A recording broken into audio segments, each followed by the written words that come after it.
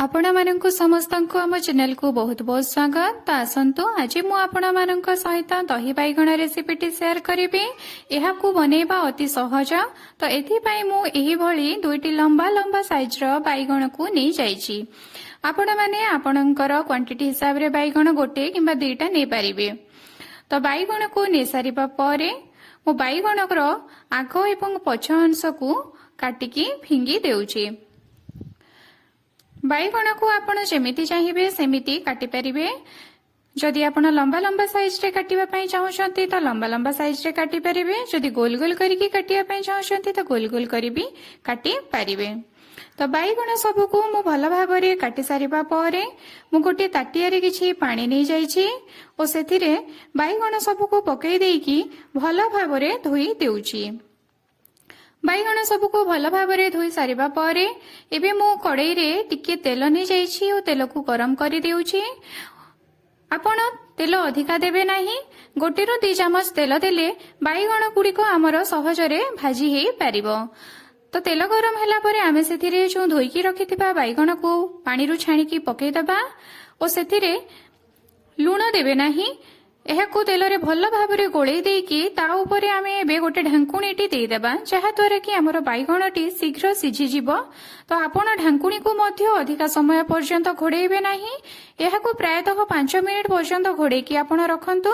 5 minute गला परे आपण ढांकुणी खोली दियंतु ओ गैस रो फ्लेम को आपण सब बेले लो रे ही रखिथिबे जहा द्वारा कि हमर बाइगणटी धीरे धीरे सिझिबो ओ भल भाव रे भाजी हेइ जिवो। 5 मिनिट गला परे आपण घोडणी काढी की देखंतु आपणकर बाइगणटी भल भाव रे भाजी हेइ जिथिबो। एबे हमें बाइगण को काढी की गोटे जगह रे अलगा करी की रखि देबा। एबे मु किछि प्याज गोटे बड़ साइज रा टमाटो और किछि रसुण कोला को एही भली भाव रे छोट छोट खंड करिकि काटिकी नै जाईछि। ता सहित किछि जीरा दालचीनी एवं कंचा लंका मध्य मु एथिरे यूज करूछि। ता सहित आमे जो दही नै थिबा तो दही को एबे आमे भलो भाव रे फेंटी नेबा जेमिति कि एथिरे टिके बे लंग्स बा गोटा गोटा हेकी एहा रहिबो नाही ओ एहा परस्पर सहित भलो भाव रे फेंटी हेकी मिसी जिवो। एबे आमे कड़ाई रे किछि तेल नै जिबा ओ तेल को गरम करि नेबा। तेल गरम हैला परे एबे आमे ता ऊपर जीरा को फुटण भाव रे पकेइ देबा। जीरा फुटी आसिले एबे आमे ता ऊपर किछि दालचीनी पकेइ देबा एवं कंचा लंका को पकेइ देबा।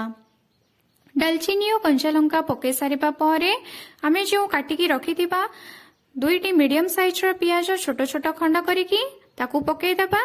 ता सहित रसुण एवं टमाटो को मध्य पकेइ देबा। ए सबु को पकेइकी एबे आमे भल भाव रे एहाकू भाजी नेबा जेमिति कि एहार कंचा बासना पळेइ जिवो ओ एहा भल भाव रे कसी हेइ जिवो। आपण एहाकू भल भाव रे कसी नेबे। पियाज कंचा लंका टमाटो भल भाव रे कसी होई सारिबा परे एबे आमे ता ऊपर गुंड मसला तक सबु पकेइ देबा। तो गुंड मसला रे मु किछि लंका गुंड हलदी गुंड ता सहित धनिया जीरा गुंड और गरम मसला गुंड नहीं जाइछि। ए गुंड मसला तक सब पकेबा ता सहित आमे स्वाद अनुसार लूण देई देबा। लूण मु एथिरे दही मसला और बाइगण को देखिकी लूण एथिरे पकोउछि। लूण देई सारिबा परे एहाकू आमे आउ टिके भल भाव रे कसी नेबा। तो मसला हमर भल भाव रे कसी हेइ आसिलानी ओ एथिरु तेल मध्य छाड़ीबाकू लागिलानी। आपण एथिरे टिके अल्प पानी देई देबे जहा द्वारा कि आहुरी भल भाव रे कसी होई जिवो। अर्थात 3 रु 4 चामच आपण एथिरे पानी देई दियंतु और एहाकू धीरे धीरे कसी नियंतु। देखिबे मसला भल भाव रे कसी हेइ जिवो। मसला कसी होई गला परे गैस रो फ्लेम को आपण बंद करि दियंतु और मसला को टिके ठंडा हेबा पई अपेक्षा करंतु। मसला ठंडा होई गला परे आमे एबे सेथिरे जो फेंटी की रखिथिबा दही को पकेइ दबा और भल भाव रे मसला रे आमे गोळेई नेबा।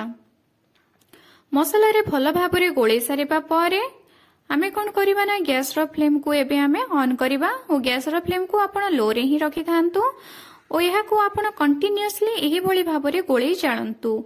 देखिबे आपणकर दहीटी फाटिबो नाही। जदि आपणकर दहीटी फाटी भी जाउछि तो चिंता करिबा किछि दरकार नाही। आपण एही भली भाव रे फेंटी फेंटी नियंतु और दही को मसला रे भल भाव रे कसी नियंतु। देखिबे दहीटी आपणकर मसला रे भल भाव रे कसी होई जिवो और एहार टेक्सचर टी जेते बेले पूरा पूरी मसला भली होई जिवो ଦେଖିବେ ଏହାର କଲରଟି ଆପେ ଆପେ ଚେଞ୍ଜ ହୋଇଯିବ। ତ ସେହି ସମୟରେ ଆପଣ ଯେଉଁ ଭାଜିକି ରଖିଥିବେ ବାଇଗଣ ସବୁକୁ ଆଣିକି ଏହା ଉପରେ ପକେଇ ଦିଅନ୍ତୁ। ଆପଣ ଚାହିଁଲେ ଏଥିରେ ଆଉ ଟିକେ ପାଣି ଦେଇକି ଫୁଟେଇ ପାରିବେ, ଅର୍ଥାତ୍ ଆପଣ ଆପଣଙ୍କର ଦହିକୁ ଟିକେ ଝୋଳ ବା ପାଣିଆ କରିପାରିବେ, ନହେଲେ ଆପଣ ଏହିଭଳି ଭାବରେ କଷା କରିକି ମଧ୍ୟ ରଖିପାରିବେ। ବାସ୍ ହେଇଗଲା ଆମର ଦହି ବାଇଗଣ। ଏହିଭଳି ଭାବରେ ଆପଣ ଘରେ ନିଶ୍ଚିତ ଟ୍ରାଏ କରିକି ଦେଖନ୍ତୁ। ଦେଖିବେ ଆପଣଙ୍କର ଦହି ବାଇଗଣ ପୁରାପୁରି ପରଫେକ୍ଟ ବନିବ ଓ ବହୁତ ଟେଷ୍ଟି ମଧ୍ୟ ଲାଗିବ। ଆମେ ଯେହେତୁ ବାଇଗଣ ଭାଜିବା ବେଳେ ଆଗରୁ ବାଇଗଣରେ ଲୁଣ ଦେଇନଥିଲେ, ତ ଆପଣ ଦହି ମସଲାରେ ବାଇଗଣକୁ ପକେଇକି 2-3 ମିନିଟ୍ ପର୍ଯ୍ୟନ୍ତ କଷି ନେବେ। ଏବେ ଆମେ ଏହାକୁ ଗୋଟେ ଗିନାକୁ କାଢି ଆଣିବା ଓ ସର୍ଭ କରିବା। ଆପଣ ଏହାକୁ ଭାତ କିମ୍ବା ରୁଟି ସହିତ ଭଲ ଭାବରେ ଖାଇପାରିବେ। ଆପଣ ନିଶ୍ଚିତ ଘରେ ଏହା ଥରେ ଟ୍ରାଏ କରିକି ଦେଖନ୍ତୁ।